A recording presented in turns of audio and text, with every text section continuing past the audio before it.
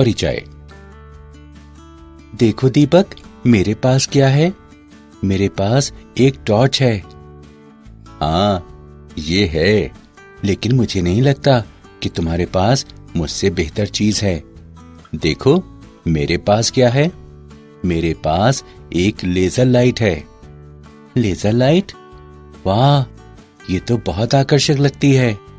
तुम्हें पता है, मेरे पिता ने मुझे ये मेरे जन्मदिन पर उपहार में दी थी। मेरे पिता ने मुझे बताया कि ये आंखों के लिए बहुत खतरनाक होती है, लेकिन एक प्रकाश हमारी आंखों को किस तरह नुकसान पहुंचा सकता है? वास्तव में यह संकीर्ण आवृत्ति वाला प्रकाश होता है तथा इसका प्रयोग भौतिकी के क्षेत्र में किया जाता है। क्या तुम मुझे इस बारे में और अधिक बता सकते हो? हाँ, बिल्कुल। बच्चों, इस पाठ में आप विकिरण तथा द्रव्य की द्वैत प्रकृति के बारे में सीखेंगे। उद्देश्य।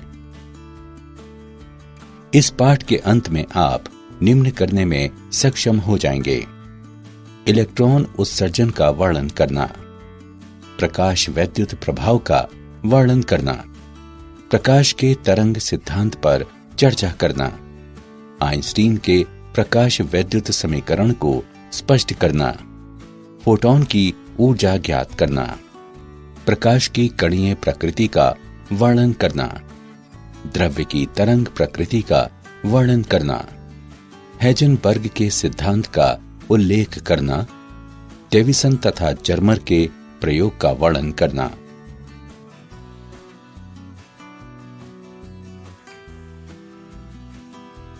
इलेक्ट्रॉन उत्सर्जन। धातुएं कहलाने वाले कुछ ठोसों में बाहरी कक्षाओं में इलेक्ट्रॉन अपने मातृ परमाणु से इतनी शिथिलता पूर्वक बंधे होते हैं कि वे एक परमाणु से अन्य परमाणु में आसानी से जा सकते हैं और ठोस में विचरण कर सकते हैं। ये इलेक्ट्रॉन मुक्त इलेक्ट्रॉन कहलाते हैं क्योंकि ये ठोस के अंदर स्वतंत्र होते हैं। हालांकि ये अपने आप ठोस से बाहर नहीं निकल सकते। ये मुक्त इलेक्ट्रॉन धातु पृष्ठ के भीतर आयनों के आकर्षण और पृष्ठ बलों द्वारा रोक कर रखे जाते हैं। अतः इलेक्ट्रॉनों को धातु पृष्ठ से बाहर निकालने के लिए एक निश्चित न्यूनतम ऊर्जा की आवश्यकता होती है। इलेक्ट्रॉन को धातु पृष्ठ से बाहर उत्सर्जित कराने के लिए आवश्यक ऊर्जा की न्यूनतम मात्रा धातु का कार्यफलन φ0 कहलाती है। धातु पृष्ठ से इलेक्ट्रॉन उत्सर्जन के लिए आवश्यक ये न्यूनतम ऊर्जा कार्यफलन धातु में निम्न में से किसी तरीके से आपूर्ति की जा सकती है। क्षेत्र उत्सर्जन। प्रबल विद्युत क्षेत्र लगाने से इलेक्ट्रॉनों को धातु पृष्ठ से बाहर निकाला जा सकता है। तापायनिक उत्सर्जन। धातु को गर्म करने पर मुक्त इलेक्ट्रॉनों द्वारा पर्याप्त तापीय ऊर्जा प्राप्त की जाती है, जिससे वे धातु पृष्ठ के आकर्षण बल से मुक्त हो जाते हैं। प्रकाश विद्युत उत्सर्जन। प्रकाश के रूप में ऊर्जा की आपूर्ति किए जाने पर भी धातु से मुक्त इलेक्ट्रॉन निकाले जा सकते हैं।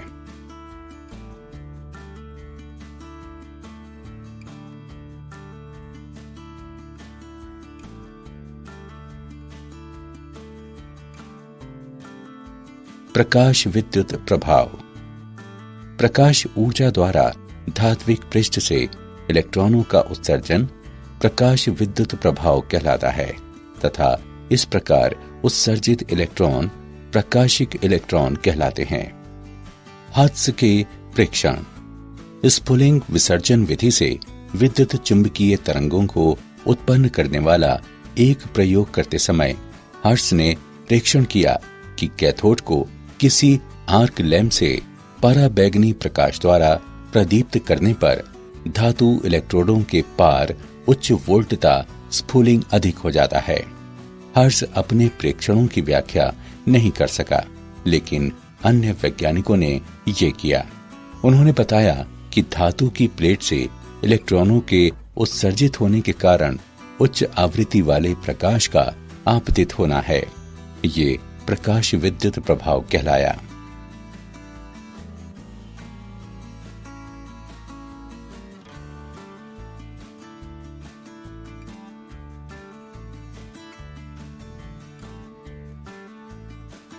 हॉलबॉक्स तथा लिनार्ड के प्रेक्षण। फिलिप लिनार्ड ने अवलेखित किया कि जब दो धातु प्लेटें, जो इलेक्ट्रोड कहलाती हैं, उससे घिरी एक निर्वातित कांच की नली में उत्सर्जक पट्टिका पर पराबैंगनी विकिरण आपतित किया जाता है तो परिपथ में धारा प्रवाहित होती है। इन प्रेक्षणों ने इंगित किया कि जब उत्सर्जक पट्टिका पर पराबैंगनी विकिरण आपतित होता है तो इससे इलेक्ट्रॉन बाहर निकलते हैं जो एनोड पट्टिका की ओर आकर्षित होते हैं। निर्वातित कांच नलिका से इलेक्ट्रॉन प्रवाह परिपथ पूर्ण कर देता है और परिपथ में धारा प्रवाहित होने लगती है। तब लिनार्ड और हॉलबॉक्स ने एक जिंक पट्टिका तथा एक विद्युत दर्शी लेकर इस बारे में आगे और प्रयोग किए। जिंक पट्टिका को एक विद्युत दर्शी से जोड़ा गया। उन्होंने ये प्रेक्षित किया, जब एक अनावेशित जिंक पट्टिका को पराबैंगनी प्रकाश से किरणित कराया जाता है तो जिंक पट्टिका में धनावेश उत्पन्न हो जाता है। जब एक धनावेशित जिंक पट्टिका को पराबैंगनी प्रकाश से किरणित कराया जाता है तो पट्टिका का धनावेश बढ़ जाता है। जब एक ऋणावेशित जिंक पट्टिका को पराबैंगनी प्रकाश से किरणित कराया जाता है तो जिंक पट्टिका का आवेश समाप्त हो जाता है। इन सभी प्रेक्षणों से पता चला कि जब पराबैंगनी प्रकाश जिंक पट्टिका पर आपतित होता है तो ऋणावेशित कण अर्थात इलेक्ट्रॉन उत्सर्जित होते हैं।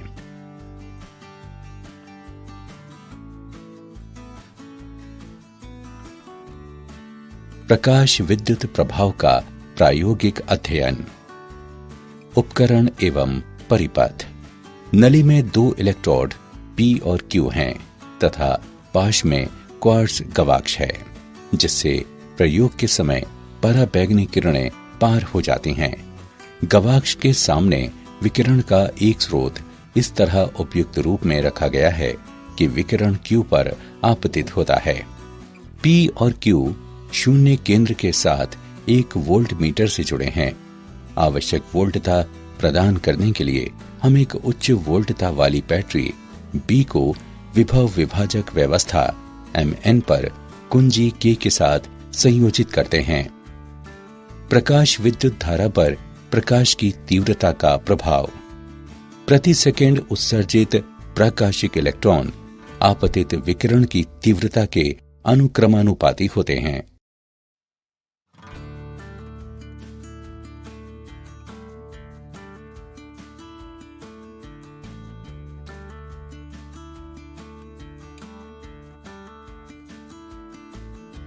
प्रकाश विद्युत धारा पर विभव का प्रभाव।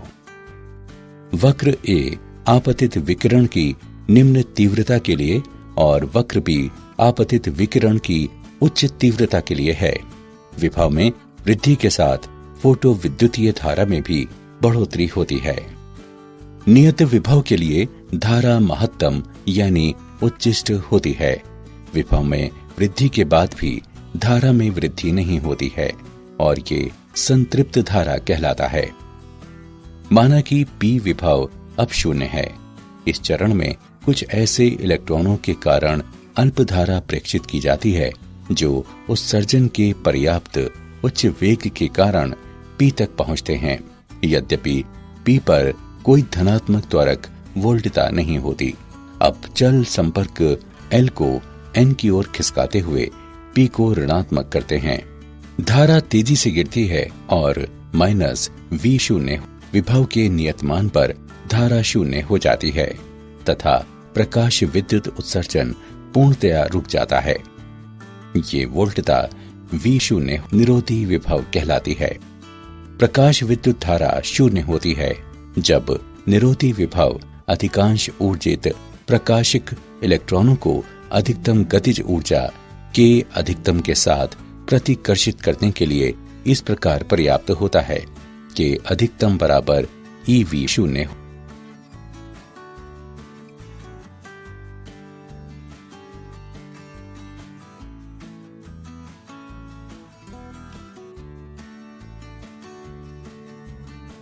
निरोधी विभव पर आपतित विकिरण की आवृत्ति का प्रभाव। प्रकाश विद्युत धारा आवृत्ति में परिवर्तन से अप्रभावित रहती है, जबकि निरोधी विभव आपतित प्रकाश की आवृत्ति में बढ़ोतरी होने के साथ बढ़ जाता है। यदि हम आपतित प्रकाश की आवृत्ति यानी V के सापेक्ष निरोधी विभव V शून्य के लिए एक ग्राफ अंकित करें तो ये एक सीधी रेखा के रूप में प्राप्त होता है। यदि आवृत्ति निरंतर घटती रहे तो एक निश्चित आवृत्ति पर निरोधी विभव शून्य हो जाता है। ये आवृत्ति देहली आवृत्ति कहलाती है। अतः देहली आवृत्ति आपतित प्रकाश की वो न्यूनतम आवृत्ति है जिस पर निरोधी विभव या उत्सर्जित इलेक्ट्रॉनों की अधिकतम गतिज ऊर्जा शून्य हो जाती है। यदि आपतित प्रकाश की आवृत्ति देहली आवृत्ति से कम हो जाए तो प्रकाश विद्युत प्रभाव उत्पन्न नहीं होता है।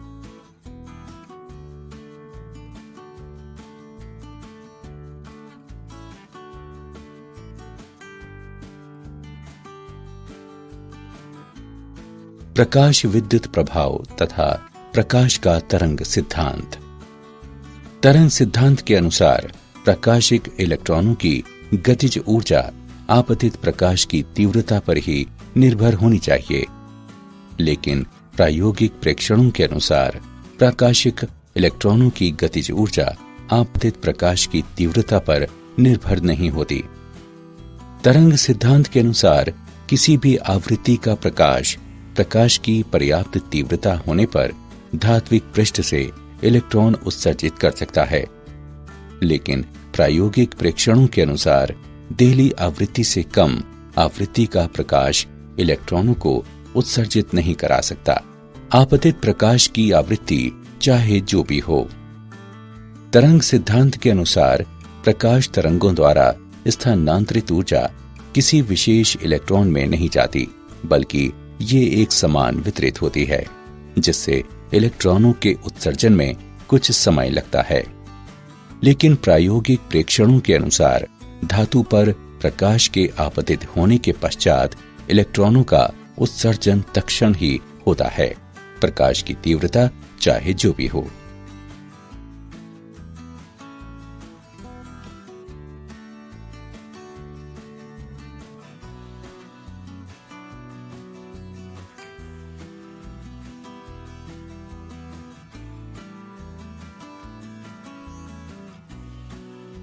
आइंस्टीन का प्रकाश विद्युत समीकरण।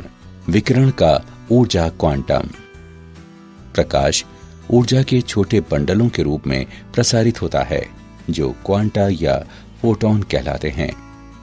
प्रत्येक फोटोन की ऊर्जा h न्यू होती है, जहां न्यू प्रकाश की आवृत्ति तथा h प्लांक का स्थिरांक है।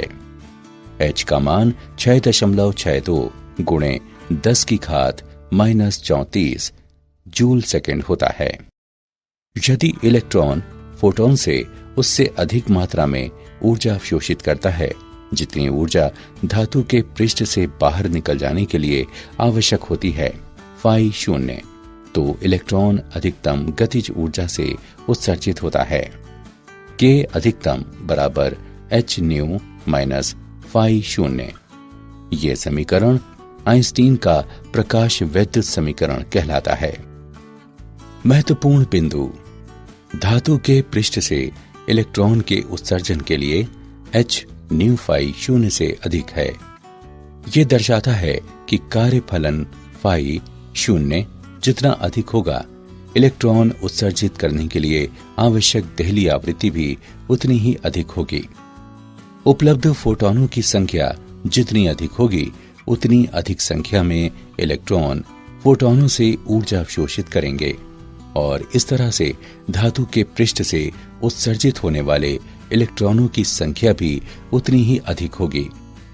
हम जानते हैं कि K अधिकतम बराबर EV शून्य और K अधिकतम बराबर h न्यू माइनस फाई शून्य। इसलिए h न्यू माइनस फाई शून्य बराबर EV शून्य, V शून्य बराबर h बटे E गुणे न्यू माइनस फाई शून्य बटे E। यदि हम न्यू को x अक्ष पर तथा के अधिकतम को y अक्ष पर लेते हुए न्यू और V शून्य के बीच एक ग्राफ अंकित करें तो ग्राफ एक सीधी रेखा के रूप में होगा, चूंकि समीकरण y बराबर mx प्लस c के रूप में है। रेखा m का ढाल बराबर h बटे E, जो कि एक सार्वत्रिक नियतांक है।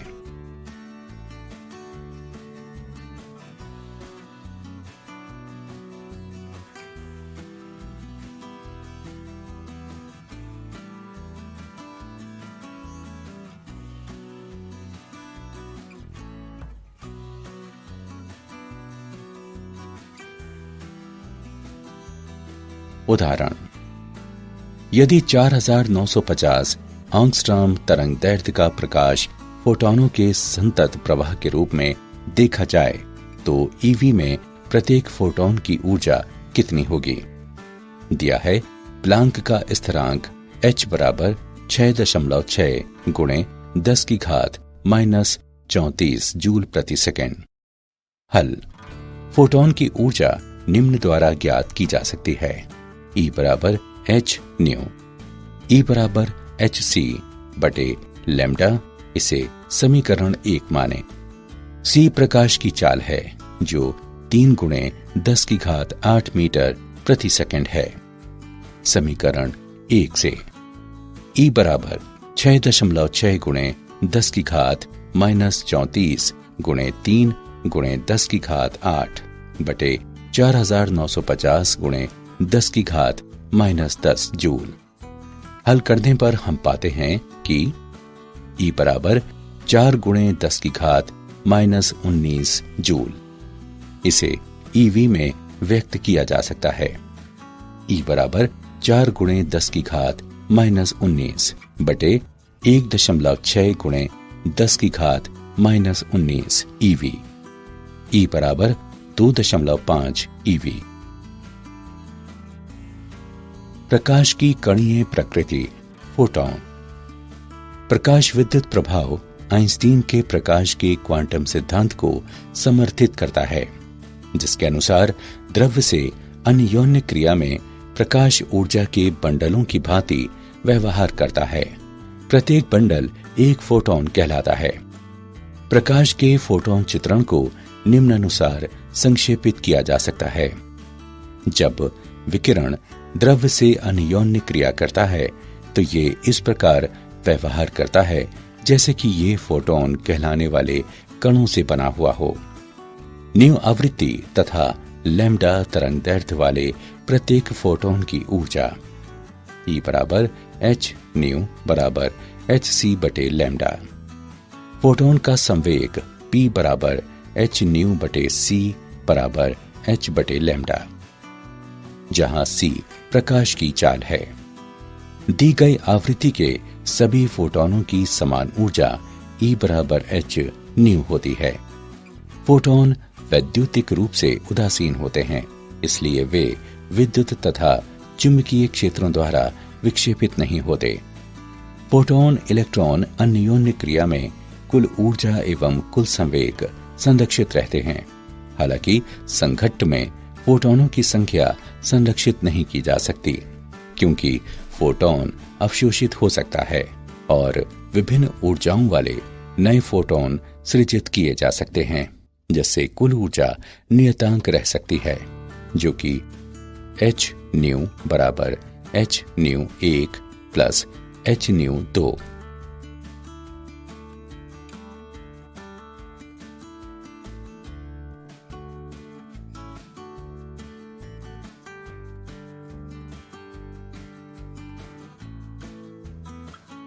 द्रव्य की तरंग प्रकृति।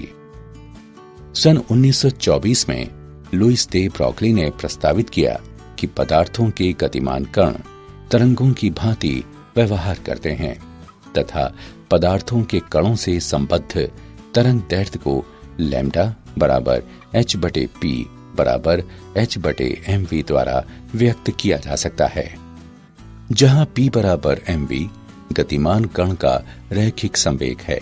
ये दे ब्रॉगली परिकल्पना कहलाती है। फोटॉन का संवेग है p बराबर h/लैम्डा। ये देता है तरंग दैर्ध्य लैम्डा बराबर h/p। इसलिए दे ब्रॉगली ने प्रस्तावित किया दे ब्रॉगली तरंग दैर्ध्य लैम्डा बराबर h/p बराबर h/mv। यदि के द्रव्य कणों की गतिज ऊर्जा है तो संवेग p तथा गतिज ऊर्जा k के बीच संबंध निम्नवत होगा। k बराबर 1/2 mv वर्ग बराबर 1/2 गुणे m गुणे p/m वर्ग बराबर p वर्ग बटे 2m या p बराबर 2mk का वर्गमूल। अतः दे ब्रॉगली तरंग दैर्ध्य लैम्डा बराबर h/2mk का वर्गमूल, ये समीकरण 1 है। यदि v वोल्ट इलेक्ट्रॉन का त्वरक विभव है तो k बराबर ev। समीकरण 1 से लैम्डा बराबर h/वर्गमूल 2mev, m, e और h के मानों को प्रतिस्थापित करने पर हम पाते हैं कि लैम्डा बराबर 12.27/v आंगस्ट्रॉम का वर्गमूल।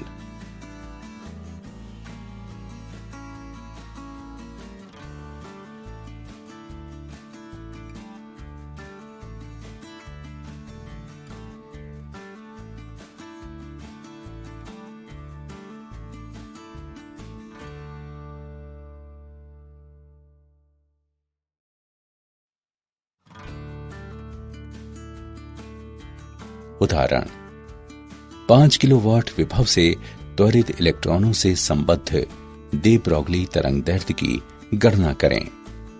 हल दिया है V बराबर 5 किलोवोल्ट बराबर 5000 वोल्ट।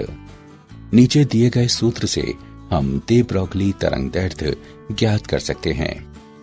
लैम्डा बराबर 12.27/v आंगस्ट्रॉम का वर्गमूल। लैम्डा बराबर 12.27/5000 आंगस्ट्रॉम का वर्गमूल बराबर 0.173 आंगस्ट्रॉम।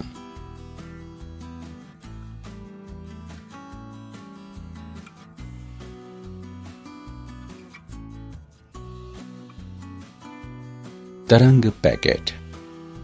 हाइजेनबर्ग के अनुसार किसी द्रव्य कण की स्थिति एवं संवेग को एक ही समय पर एक साथ ठीक ठीक मापना असंभव होता है। स्थिति डेल्टा x तथा संवेग डेल्टा p के समकालिक निर्धारण में अनिश्चितताओं का गुणनफल h कैप होता है, जहां h कैप बराबर h/2 पाई। डेल्टा x गुणे डेल्टा p लगभग h कैप होगा। एक निश्चित तरंग दैर्ध्य की तरंग समस्त दिक् स्थान पर विस्तृत हो सकती है, लेकिन तरंग द्वारा निरूपित इलेक्ट्रॉन समस्त दिक् स्थान नहीं घेर सकता। इसलिए मैक्स बॉर्न द्वारा ये सुझाव दिया गया कि एक द्रव्य कण जैसे कि कोई इलेक्ट्रॉन एकल तरंग के समतुल्य नहीं होता, बल्कि ये तरंग पैकेट के समतुल्य होती है, जो अनेक परिवर्तनशील आवृत्तियों वाली तरंगों का अतिव्यापन होता है और परिणामतः एक निश्चित क्षेत्र प्राप्त होता है जहां तरंगें समपोषी व्यतिकरण करती हैं और इस क्षेत्र में कण के होने की प्रायिकता अधिकतम होती है। यह क्षेत्र तरंग पैकेट कहलाता है।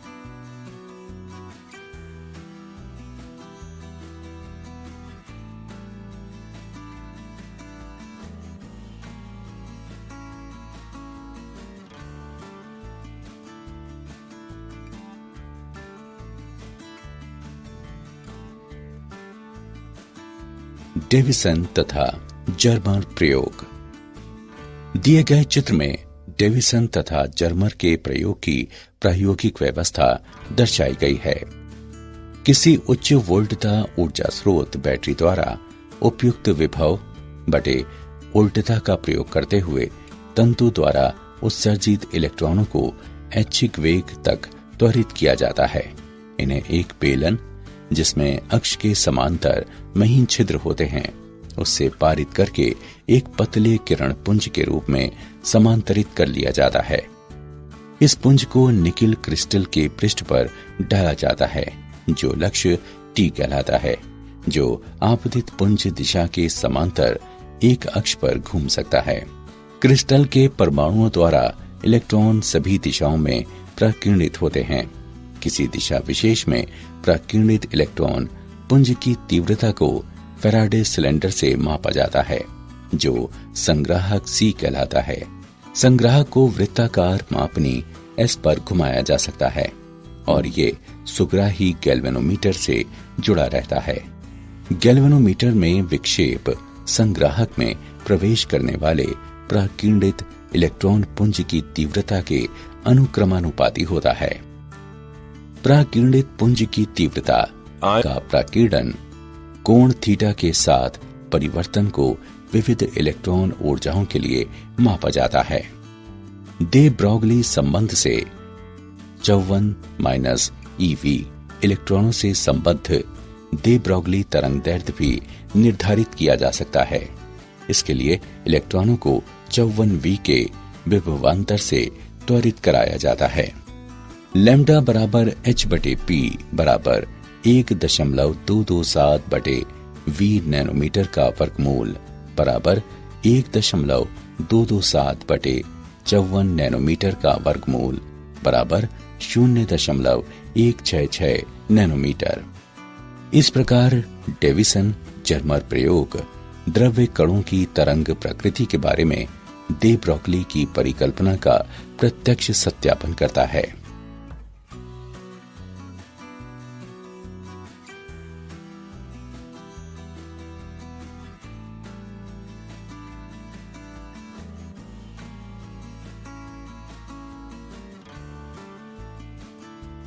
क्या आप जानते हैं 1905 में अल्बर्ट आइंस्टीन नामक जर्मन मूल के भौतिक विज्ञानी ने प्रकाश वैद्युत प्रभाव का विवेचन किया।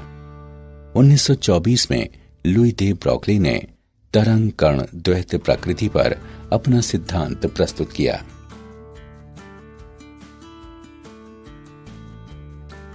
सारांश।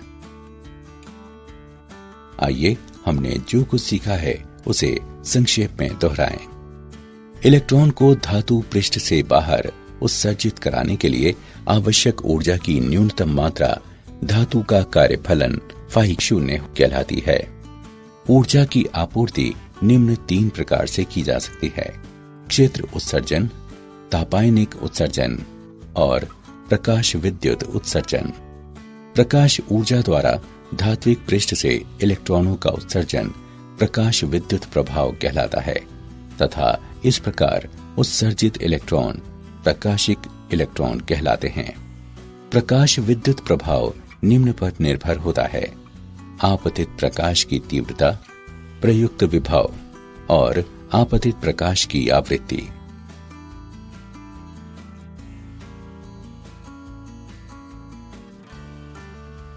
आइंस्टीन का प्रकाश विद्युत समीकरण K अधिकतम बराबर h/nu - φ0, जहां K अधिकतम गतिज ऊर्जा है, न्यू प्रकाश की आवृत्ति है, φ0 धात्विक पृष्ठ का कार्यफलन है। आइंस्टीन के प्रकाश का क्वांटम सिद्धांत के अनुसार प्रकाश ऊर्जा के छोटे बंडलों के रूप में द्रव्यों से अन्योन्य क्रिया करता है और ये बंडल फोटॉन कहलाते हैं। न्यू आवृत्ति तथा लैम्डा तरंगदैर्ध्य के प्रत्येक फोटोन की ऊर्जा E बराबर h/nu। दे ब्रॉगली तरंगदैर्ध्य लैम्डा बराबर h/2mk का वर्गमूल, जहां k द्रव्य कणों की गतिज ऊर्जा है।